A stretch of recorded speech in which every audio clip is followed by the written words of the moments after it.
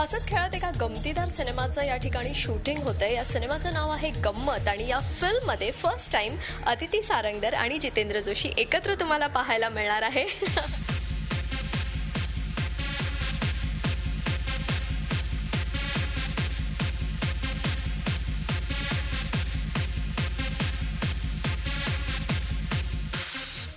खरं तर मस्त केमिस्ट्री दिसते दोघांचीही. आज शूटिंग नुकतीच सुरू झाली, म्हणजे काही दिवसच झालेत, त्यामुळे किती एन्जॉय करता एकमेकांची कंपनी? मजा येते. ॲक्च्युली जितूला मी खूप वर्षांपासून ओळखते, पण कधी काम करायचा योग आला नाही आणि आज या विनोदी चित्रपटातून आम्ही एकत्र काम करतोय, तर नक्कीच आम्ही सुद्धा सेटवर आणि स्क्रीनवर गंमत करतोय. आदितीला मी तिच्या पहिल्या एकांकिकेपासून ओळखतो आणि तिने पहिल्या एकांकिकेतच दाखवून दिलं होतं की ती काय दर्जाची अभिनेत्री आहे. पण ती वन प्रोजेक्ट स्टार नव्हती, हे तिने त्याच्यानंतरच्या अनेक तिच्या मालिकांमधून, तिच्या चित्रपटांमधून दाखवून दिलं.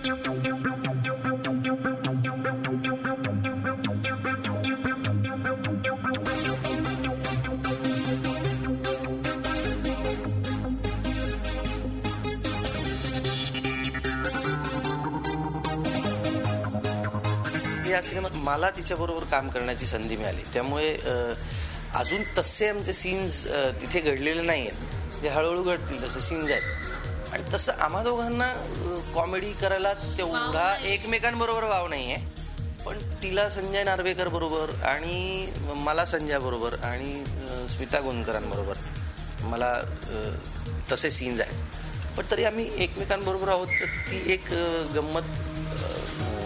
मला असं वाटतं की चांगल्या कलाकारांबरोबर काम करताना नेहमीच खूप बरं वाटतं, एक समाधान वाटतं, ते शिकायला मिळतं.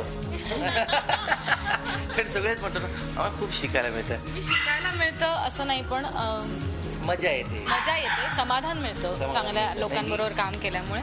शिकायला मिळतं पेक्षाही ना, मला काय वाटतं की आपण म्हणतो ना शिकायला मिळतं, तसं ते असतंच, कोणाकडूनही मिळतंच. म्हणजे फक्त काय होतं, सबकॉन्शियसली आपण काही काही गोष्टी घेत असतो. आता आदिती तिच्या वेगवेगळ्या प्रोजेक्ट्सबद्दल बोलत असते, तेव्हा ती काय बोलते, कुठे घडलेला एखादा किस्सा असेल, काही गोष्टी असतील, तर संजय सांगत असतो त्याचा अनुभव. तो जेव्हा बोलतो तेव्हा त्याचा अनुभव घेऊन तो बोलत असतो. किंवा आता आमच्याबरोबर काल विजय पाटकर होते, सिनेमामध्ये ते काम करतात, तर विजयदादांचा इतक्या वर्षांचा अनुभव, ते काहीतरी गोष्टी सांगत असतात, तर त्यातून 4 गोष्टी शिकायला मिळत असतातच. पण त्या व्यतिरिक्त जी गंमत असते ती पागड्या बोलण्यातून.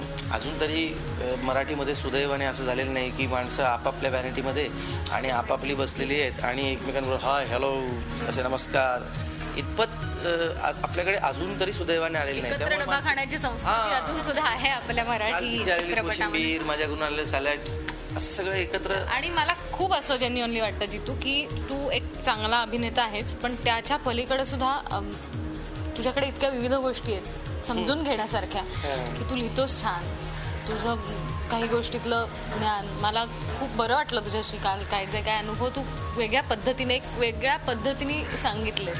आणि मला असं वाटतं की बरं वाटतं, म्हणजे रोजच्या, मी तर आता फारसे चित्रपट करत नाही, तू खूप चित्रपट करतोस, त्यामुळे मला एका कक्षेपलीकडच्या लोकांना तू खूप बऱ्यापैकी चित्रपट करतोस माझ्यापेक्षा जास्त, तर त्यामुळे मला माझ्या कक्षेपलीकडच्या लोकांना मला भेटायला मिळतं.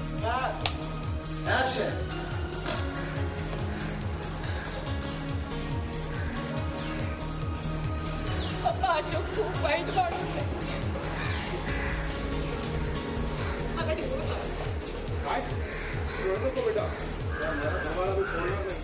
सिनेमामध्ये मी फार काही वेगळी भूमिका करते असं म्हणणार नाही, पण एक आजची सामान्य तरुणी जिला आपल्या नवऱ्याने स्वतःच्या पायावर उभं राहून काहीतरी करावं असं नेहमीच वाटत असतं. पण नवरा आहे चित्रपटाच्या दुनियेत बुडालेला आणि त्यातनं त्याला बाहेर काढून चल आता बाबा काम कर, म्हणजे पैशासाठी नाही, पण आपला नवरा कोणीतरी आहे हे सांगण्याचं समाधान प्रत्येक बायकोला एक मिळतं, ते मिळावं म्हणून ती त्याला सतत पुश करत असते आणि तो सतत कुठेतरी माती खात असतो. थोडक्यात तिने ते सगळं सांगितलेलं आहे.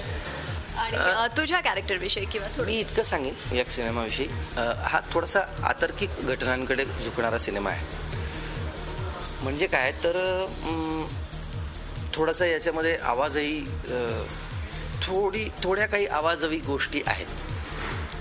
ज्या घटना याच्यामध्ये घडतात त्या जरा आवाजवी घटना घडतात, ती त्या कथेची आणि त्याहीपेक्षा जास्त दिग्दर्शकाच्या दृष्टीची गरज आहे असं मला वाटतं. मिलिंद कवडेंचा सिनेमा आहे, त्यामुळे मिलिंद कवडेने आतापर्यंत जे काही 2-3 सिनेमे केलेले आहेत त्यामध्ये आपण पाहिलं की दिग्दर्शक म्हणून थोडंसं एक पैसा वर जाऊन काही गोष्टी दाखवण्याचा आणि तसा प्रयत्न त्या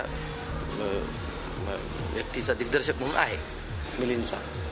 तर हा सुद्धा सिनेमा वन लाईन ऐकल्यानंतर अरे असं खरं घडत नाही.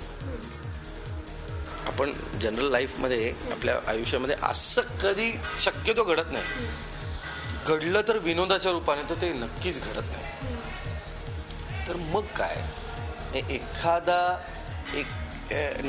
आपल्या बायकांना त्रासलेले नवरे जगात थोड्याफार फरकाने कितीही आपण प्रेमात असलो काही असलो तरी एका स्थितीनंतर एका काळानंतर असं होतंच. नवरा बायकोच कशाला, प्रियकर प्रेयसी सुद्धा ते काही आता राहिलेलं नाही आहे की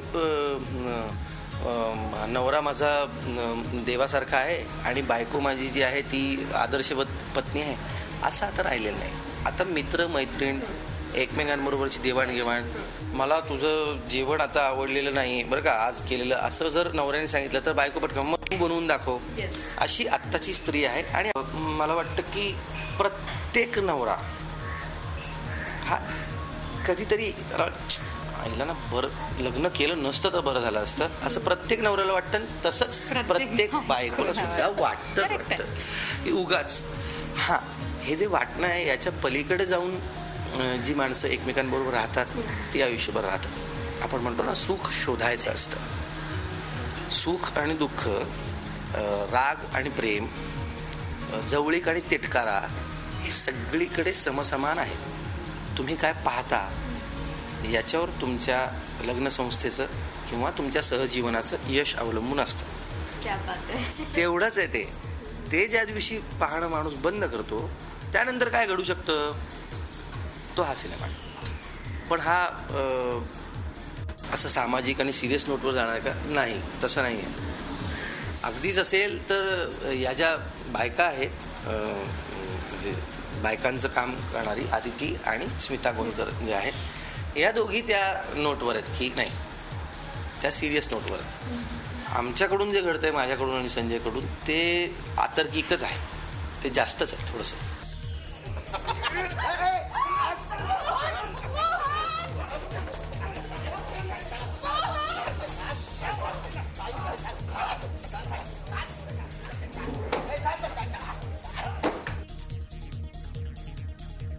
फिल्मसाठी ऑल द बेस्ट आणि आमच्याशी इतक्या आपुलकीने बोललात त्याबद्दल खूप खूप धन्यवाद. Thank you so much. तेव्हा इथे वेळ झाली का छोट्याशा ब्रेकची, मात्र तुम्ही पाहत राहा झी 24 तास. झी 24 तास, एक पाऊल पुढे.